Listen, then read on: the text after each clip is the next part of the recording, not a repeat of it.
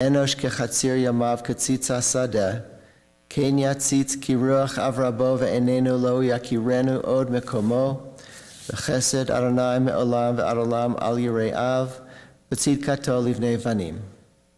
As a father has compassion for his children, Adonai has compassion for those who show reverence. God knows how we are fashioned. God remembers that we are dust. The days of mortals are like grass. We flourish as the flowers of the field. A wind passes over them, and they are no more, and no one can recognize where they grew. But the Lord's compassion is everlasting. God's kindness to children's children, to all the reverent ones, endures age after age, unchanging. From the book of Ecclesiastes, Lakol zman ve'et lachol chefetz tachat hashamayim. There is a season set for everything, a time for every experience under heaven, a time for planting and a time for reaping, a time for keeping and a time for discarding, a time for loving and a time for hating, a time for embracing and a time for refraining, a time for slaying and a time for healing, a time for laughing and a time for weeping, a time for dancing and a time for wailing, a time for birthing and a time for dying, a time for speaking and a time for silence, a time for seeking and a time for losing.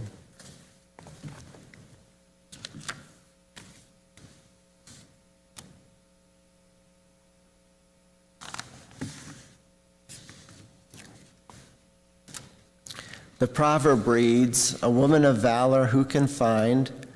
Her worth is far above rubies. The heart of her husband trusts in her, and nothing shall he lack. She renders him good and not evil all the days of her life. She opens her hand to the needy. She is robed in strength and dignity, and cheerfully faces whatever may come. Her children come forward and bless her. Her husband too, and praises her. Many women have done superbly, but you surpass them all." Marilyn Levenson was a woman of valor. The proverb describes qualities that every woman has in a certain sense, but the special woman has them all and expresses them often. Marilyn had a good life. Love from her husband, children, grandchildren, and great-grandchildren. She had lifelong friends. She was connected to her community and to the synagogue. She lived a good life, an impactful life. What more can one ask of a fine lady like Marilyn? Marilyn was born in San Antonio in 1945. When she was three, the family moved to Denver for her mother's health. She had asthma. She grew up here with siblings Rosalie and Joseph. Rosalie was 12 years older than Marilyn, and Joseph was 9 years older. Marilyn had a big personality, as you all know, from the very beginning. She was short in stature, but mighty in will and emotions. She and her siblings grew up on the west side of Denver. She went to Lake and graduated from North. She became a dental hygienist, spent 2 years in California working. She lived with some girlfriends while she was there, and according to her family legend, she was a bit wild out in California. She came home to Denver and was reacquainted with Ron. They had known each other as kids in the neighborhood. They were set up on a date, dated for a year, fell in love, and married in 1966, with Rabbi Lederman officiating. Ron and Marilyn have been married for 55 years. And they had a loving and supportive marriage. The kids came along, Michelle in 1968, Shani in 1970, and Jason in 74. She was a wonderful mother and provided for the family a loving home, even as she worked outside the home after Jason was born. For all her kids, she treated them all as individuals and attended to their specific needs. Shani was born with scoliosis, and it was because of her mother's care that Shani walks today. Marilyn had a strong will in raising her kids. She had high expectations. She had her opinions, and it was typically her way or the highway. The kids were required to act as ladies and gentlemen outside the home. She was attentive and loving to her kids. On Sunday mornings, the kids would get up and jump into their parents' bed. They tickled each other and scratched each other's backs. When the grandchildren came along, Marilyn was over the moon. Her family grew and grew. Her kids' spouses, Phil, Mark, and Julie. Grandchildren, Mitchell, Elizabeth, and Kara, Allie, and Ryla. And the great-grandchildren, Jonathan, Amir, Emil, Everly, and Elijah. Marilyn worked with Ron in the family furniture business. The kids often went to the store and played while their parents worked. In later years, Marilyn had her own little business and later worked at Neiman Marcus selling fur coats. Marilyn was good for the business. She was strong-willed and focused, a great salesperson, full of energy. Ron and Marilyn would go out and dance, sing and enjoy themselves. Marilyn loved to sing and loved to sing to her children. She wanted the melodies to be passed down to her children and grandchildren. She would go out with her girlfriends and nothing would hold her back, except for that one time that she actually went into labor. Marilyn wouldn't leave the house without her makeup and impeccable dress. The two invited people into the house. They entertained, they had dinner parties. Marilyn saw to it that the kids received Jewish educations, that all were B'nai Mitzvah. They were members of several Denver synagogues over the years. She lit Shabbat candles at home. She sang Jewish songs. Marilyn had her health problems for almost 15 years. Her family was by her side always. Jason closely looked after his parents and was the rock for the family for many years. His sisters and father were so appreciative. There's a lot more to say about Marilyn, and we'll hear now from her family. I pray that God will bind up Marilyn Levenson in the bonds of eternal life. May she rest in peace now. Amen. One by one, I'd like to invite the Michelle's, Shaney's, and Jason's families to come up. First, we'll start with Michelle's family, and then continue on with the other children.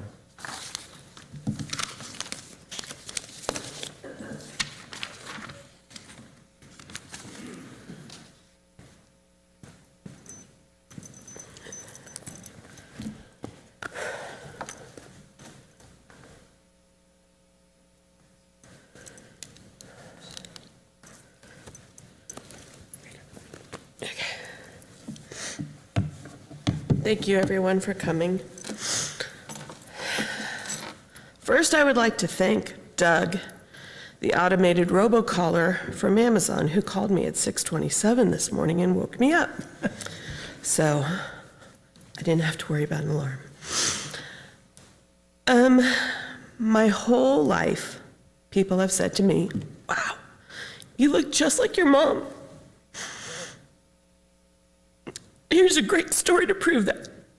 I was in a wedding in Fort Worth my freshman year in college, knowing absolutely nobody there. And halfway through the dinner party, two people walked up to me and said, "Are you Marilyn Levenson's daughter?" Now, remind you, I'd never been to Fort Worth, and in my entire life, I knew nobody there. And I said, "Yes." And she said, "You look exactly like your mother." I don't remember their names, but I knew they grew up with my parents on the West Side. My relationship with my mom has been a loving and complex one. I was a sibling that spoke what I felt and didn't mince words. I absolutely had no idea where that comes from.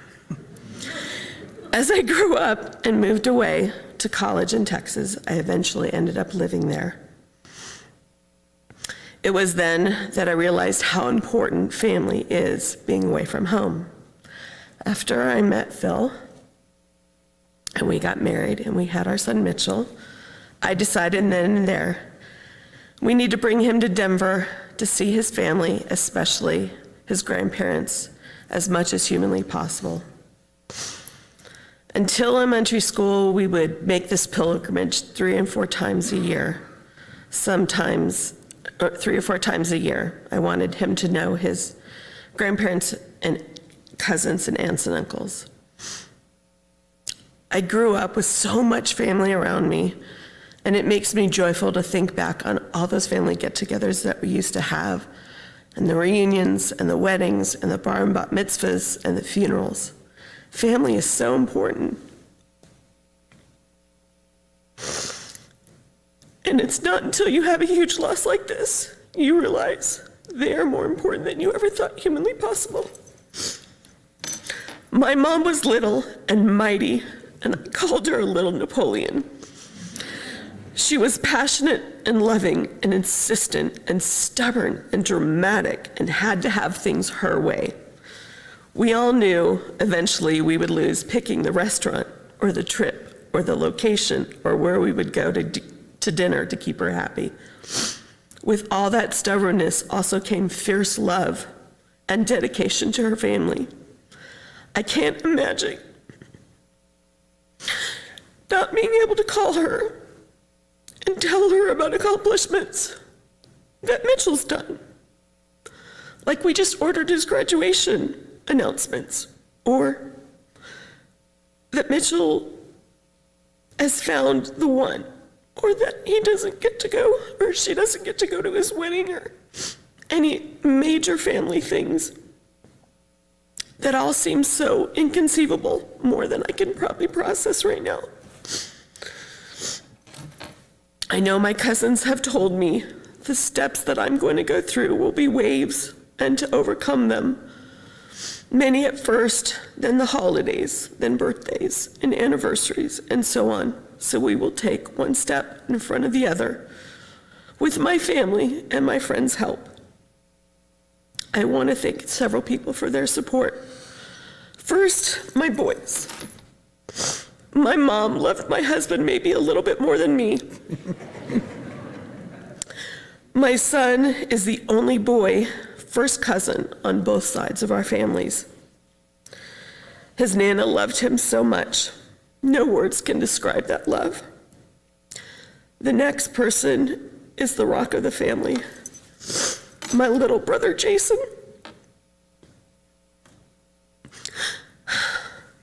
I truly don't know what I would do without him.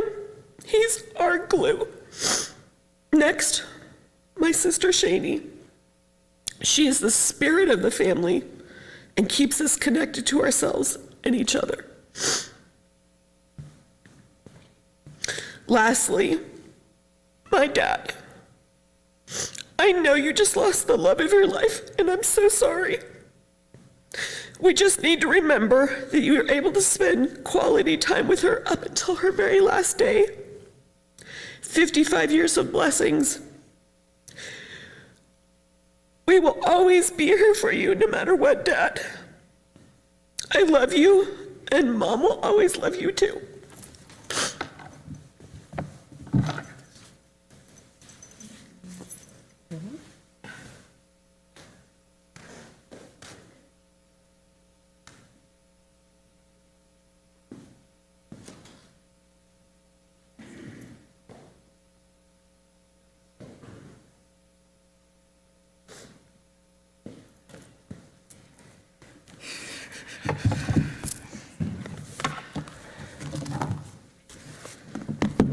Thank you all for coming today. My mom would really be happy and appreciate it very much. My mom had many nicknames for me: Flower Child, Rebel, Hippie Child, Shana Punham, and her favorite was Shani Paney. Mom often called me by my given name, which is Shani Joe. I couldn't stand when she would call me that. For some reason, I didn't use my full name. No one knew me by Shani Joe. They just knew me by Shani. About 10 years ago, I started using Shani Joe. I just want to thank my mom for my beautiful name. She got it from Oliver Twist, the movie, in 1969. And when she was pregnant, she said if she had a baby girl, she was going to name her Shani, after Shani Wallace, who played Nancy. So I have a beautiful name. When I was younger, I was shy, sensitive, quiet, a big crybaby, and always hiding behind your legs, Mom. Now I am loud, outspoken, opinionated, and not afraid to stand up for what is right. I'm still a big crybaby, though. I had my first daughter, Liz, at 20. I made my mom an early Nana. When Liz was about 18 months old, I moved home with my parents, and Mom and Dad welcomed me and Elizabeth with open arms, and they said we could stay as long as we wanted. Elizabeth was very close to her Nana, because she was the first grandchild at the time, and Nana loved her, and she loved Nana. I know my mom's gonna miss you, Liz. She loved you. You were her mini-me. I'm glad you were able to spend the whole day with my mom. You did her nails, and you painted them like a lavender color. And you tried to do her hair, and I heard that you made each other laugh and smile the day before you passed. And that was such a blessing. You were such a lucky girl to have that. When Cara was born, she was my sweet, shy, beautiful little redhead that was kind of like me as a child. She was a crybaby, too. Mom said she always wanted to have a redheaded child, and I was blessed enough to have one, and I know Cooey, Nana's gonna miss you something awful. Mom, I remember you rubbing my back every night when I was young. You were there for me when the doctors discovered I had scoliosis at 7, not birth, 7.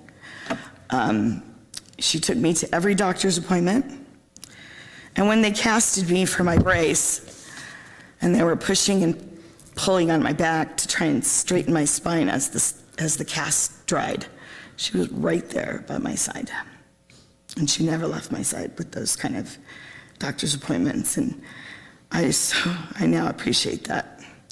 I wore my brace every night while I slept, from 10 until 18, so I would grow straight. I never showed anybody my brace, only a few people knew I wore it. She had me do these exercises every day, my mom, to strengthen my back and my core, and they were yoga exercises. She knew how I hated doing them, and I would complain and whine about it all the time. And after a while, I just did them. I now know you nudged me because you loved me and you didn't want me to grow up crooked. So thank you for that, Mom. When I started pulling my eyelashes, which is a horrible habit, and brows, my mom would smack my hands and say, "Shani, stop pulling." And I now know you did that because you didn't like to see me hurt myself. I'm not gonna pull anymore, Mom. I've been playing with these beads, these mala beads, and it has your little humsa on it, and I've been playing with them, and I haven't pulled one since you passed. I'm gonna try really hard not to do that. When I started writing books, it's kind of ironic that the first children's book I wrote was about yoga. Mom, it's ready to go to print. And I'm sorry I didn't show you it before you passed. I wanted it to be a surprise. I really hope you're proud of me. I'm proud to be your daughter. And I'll always remember you dancing with Jay at every special occasion. She was a really good dancer, and Jay was really good too, and they used to throw each other around. It was pretty cool. I will always remember you cooking for the high holidays for your family and friends. I'll always remember, I take my girlfriends to the pool in the summer, And my mom came down this last summer, and she brought a snack. And she brought broccoli and prunes. And I'm like, what are you trying to do to my friends? But one of my friends ate all the broccoli. I don't think anybody ate any prunes, but yeah, she had a good sense of humor. I love the way you chewed your tongue. It was a horrible habit of hers. While she hummed and listened and sang sometimes to her favorite music. Barry Manilow, Barbra Streisand, and Neil Diamond were some of her favorites. That's what I've been playing for you the last few days while I got to sit with you at Feldman's. I was right there by your side, Mom, like I promised. You weren't alone. My mom was all of 4'10.5" and we always had to remember that half. She would correct you. She would correct anybody for that ½ inch. Yeah, she loved to match her clothes, and if she had her way, she would be buried in a leopard print or flowered outfit with matching ears, shoes, and a jacket because she was always cold. Mom, I'm gonna miss your spunkiness, your wit, your humor, your kindness, your whining, your personality, your big personality, and most of all, your love, hugs, and kisses. Mom, please say hi to Grandma and Grandpa, Libby and Zadie, Nancy, Purdy, Mackenzie, Harold, Bernie, Uncle Joe, and all your friends who've passed. Please give them hugs. And Mom, if you happen to run into David Bowie, would you please say hi to me? Be at peace and know that Dad will be cared for and loved. Love you, Mom. Masha Mindel, Marilyn. I'd just like to thank my family and my family here, my husband and my girls and my grandkids. There's a couple of them there. And Feldman's, thank you for letting me come and sit with my mom. And I'd just like to thank you all for coming.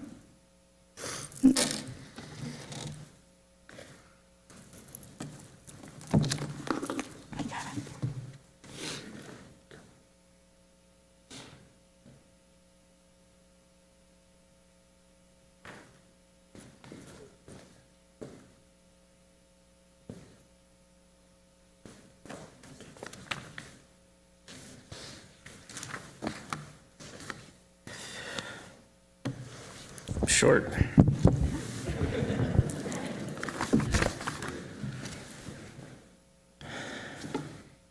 First off, I'd like to thank everyone for being here this morning to celebrate my mom. It means a lot to the family to see so many people here that touched my mom's life. I have to say the last 4 days have been difficult ones for me and my family. But I've found some comfort with someone who has visited every night in my dreams since my mom passed away, God.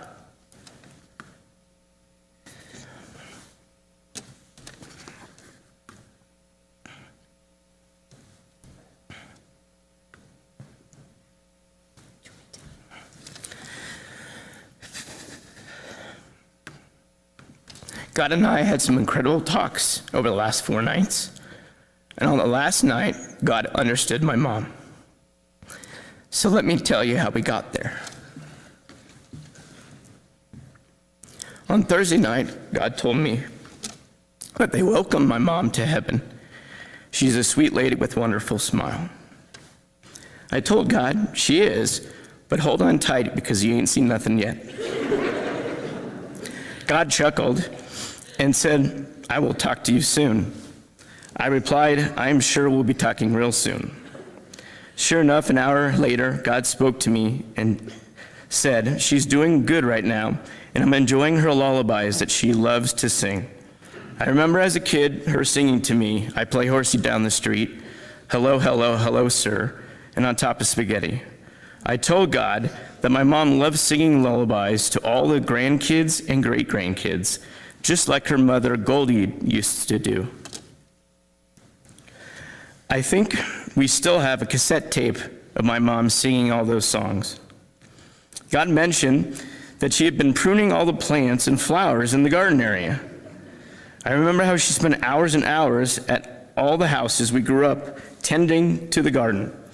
In recent years, when she came over to my house in the summer to ask my girls, Allie and Ryla, about what we were growing in our garden, and asking my wife, Julie, when the zucchini would be ready, which she did all the time. I remember another time when I was about 7, I decided to jump off this 10 stairs at our house in Maplewood into a pile of pillows at the bottom. It went wrong, and I knocked into one of her precious plants and broke it. I started crying in pain, and I heard her fly around the corner and come running. I looked up to get some comfort, and noticed my mom scooping up the dirt. Jason, what did you do to my plant? I told God it was late, and I needed to get some rest, and that he could contact me anytime to help with my mom. God said thanks, but I don't think she'll be a problem. On Friday night, sure enough, barely falling asleep, there was God. Jason, your mom is well, changing a lot of things around up here. I asked, like what, God? Well, she already switched out some decor I had with some new Southwestern art all over the place. Her love for Southwestern everything was to the extreme. Art, knickknacks, and tchotchkes covered every inch of the house. I remember a few times going down with my parents to Santa Fe, New Mexico for a short vacation and walking around the shops of Old Town Santa Fe and she buying even more knickknacks and tchotchkes. It made her so happy. She also loved the food in Santa Fe, especially the chili rellenos. She would always ask every place we'd go and every server if they had the whole chili in the chili relleno or if it was chopped up. Julie pointed out that I guess I'm a lot like her, as I always ask questions about chili rellenos at every Mexican restaurant. God said that the changes would be okay, but hopefully this would be the last of them. I said, God, I think you'll be hearing from me tomorrow night. God answered, I can handle it. Then it was my turn to chuckle. On Saturday night, I lay down in bed. I don't even know if I even shut my eyes and started sleeping for a second, and God was frantic. I said, God, what is wrong? Why are you so frazzled? God replied, I've lost control of heaven. Your mom has parakeets flying all over the place, and the poodles running around everywhere. I'm sure she found her beloved Ishmael and Peppy. I love visiting Peppy when I went to my parents. Peppy and I would play tug of war, and she always loved watching us. God then said, oh, and one more thing. Your mother won't stop singing Michael Bublé and Barry Manilow. My first concert ever in my life was with my mom to Barry Manilow. We would always play it in the car, and I remember us singing at the top of our lungs. I will never forget that concert with her. I told God that I'm sorry she is making you so meshuggah. This is kind of how she was down here with all of us. My mom had a way of getting under all of our skin, but we had all of our own ways to try to deal with how dramatic she was and loved her for who she was. And to the end, and to that end, I told God, I have a feeling that when we talk tomorrow night, things might be different. God said, I hope so, because I'm not sure much more I can take of it. Last night, I fell asleep, and God let me sleep and get a deep sleep before he connected with me. Jason, God said to me in a very calm and solemn voice, I appreciate your mother. She has a big heart. I said, I know, God, she does have a big heart. My mom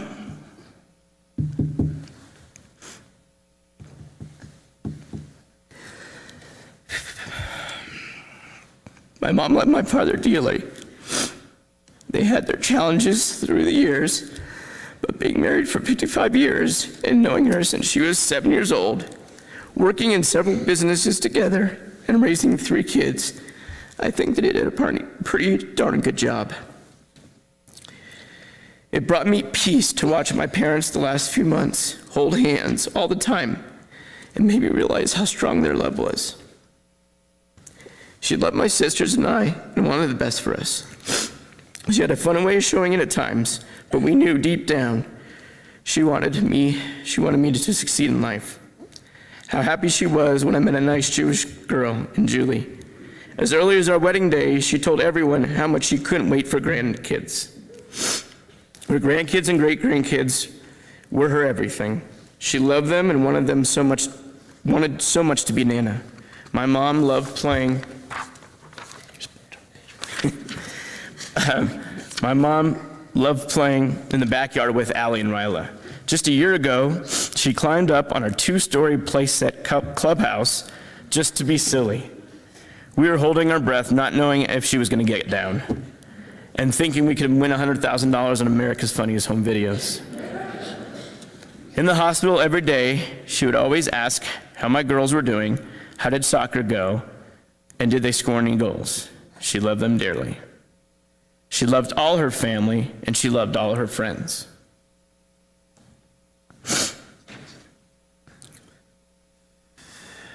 I said to God, the bond my mother had for her sister Rosalie, who is here with us today, and she looked up to and wanted so much to emulate. Her brother Joe, who had passed a few years ago, who she adored and would not stop talking about all of his success, and especially her parents, Goldie and Manny, who she would do anything for and talked about all the time. My mom, when my grandma and grandpa were older, spent a lot of time helping them through their health issues, so much so that at times our family didn't get to see her much. But that is what you do for your parents. I know I did the last few weeks, but always made it home to give Nana kisses to my girls. She had so much love for them, and all of us knew it. I said to God, I know why you're so calm, cool, and collected. My mom, after 4 days in heaven, got to finally see her family and spend quality time with them. Her grandma Dora, her Aunt Irene and Libby and Dina, her uncles, and most of all, she got to hold hands with her brother Joe, her parents Goldie and Manny, singing I Play Horsey down the street. The last thing God said to me yesterday is, I know your mother can be at peace. I love you, Mom.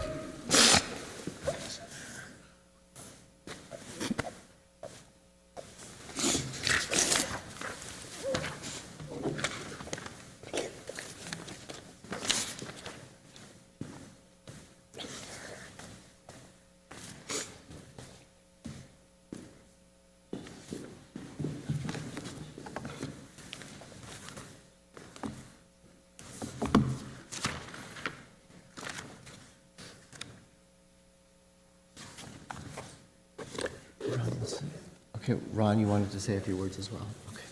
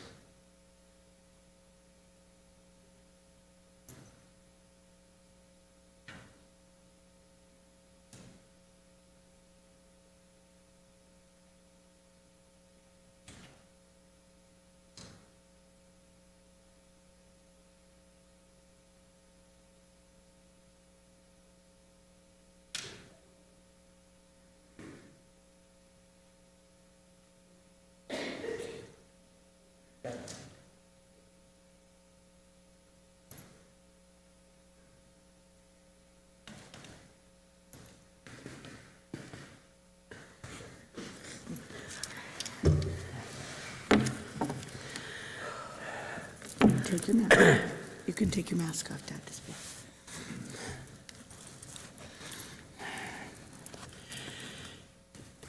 Punk. That is what I call Marilyn. and we had 55 fantastic years together. She gave me a reason to do all the things I did. She also gave me a wonderful family with 3 beautiful children. They picked excellent mates to give us 3 more beautiful children to fill out our family. She was the head of the family. She had great ideas and followed them until they were completed. She made our family.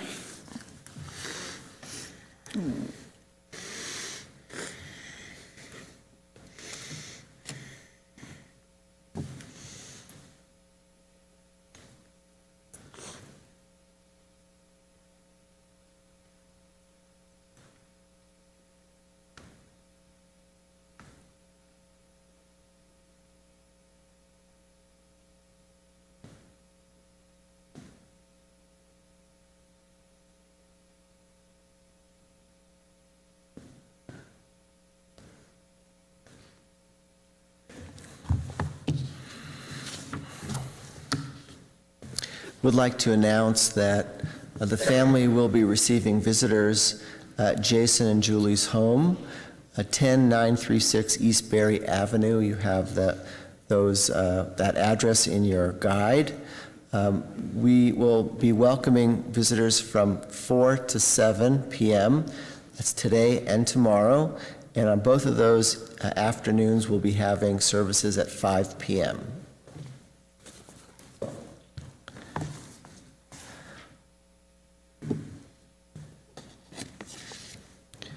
El Shaddai, Almighty God of the living and the dead, send comfort to your children who grieve. Overcome by the pain of loss, they need your help to focus on the triumph and joy in Marilyn's life.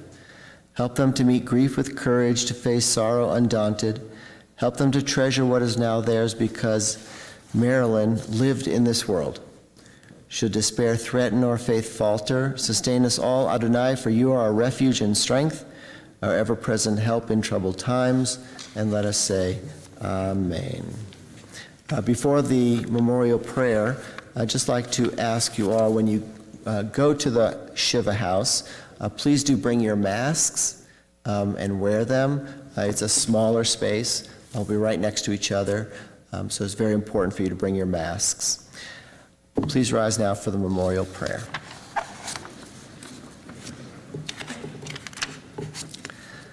El Malay Rachamim Shochem Bamromim Hamitzei Menucha Nechona Tachat Kanfei Hashchina B'ma'alot Kedoshim Utahorim Gazorakia Mazhirim Et Nishmat Masha Mendel B'Menachem Mendel V'Golda Shehalcha La'olama V'gan Eden Tehei Menuchata Ana Ba'al Harachamim Hasirehu B'Seita Kanafech La'olamim Utzro B'Zochayin Et Nishmata Adonai hu nechalata v'tanuk b'shalom amishkava v'nomar amen. El Malay Rachamim, exalted, compassionate God, grant infinite rest in your sheltering presence among the holy and pure, to the soul of Marilyn Levenson, who has gone to her eternal home. Merciful One, we ask that our loved one find perfect peace in your eternal embrace. May her soul be bound up in the bond of life. May she now rest in peace. And let us say, Amen.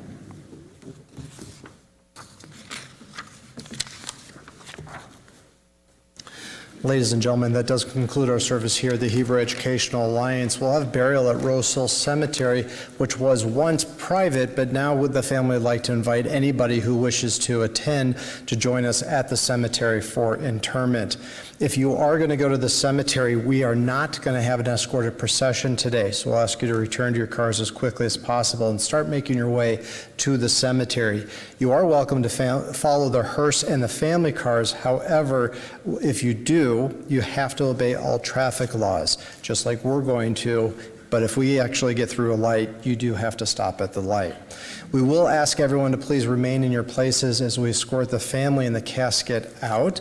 If you happen to run into the family in the foyer, restroom, or something, please give them an opportunity to do what they need to do and then get back to their cars so we can get to the cemetery in a timely fashion. If I can invite the pallbearers to come forward at this time.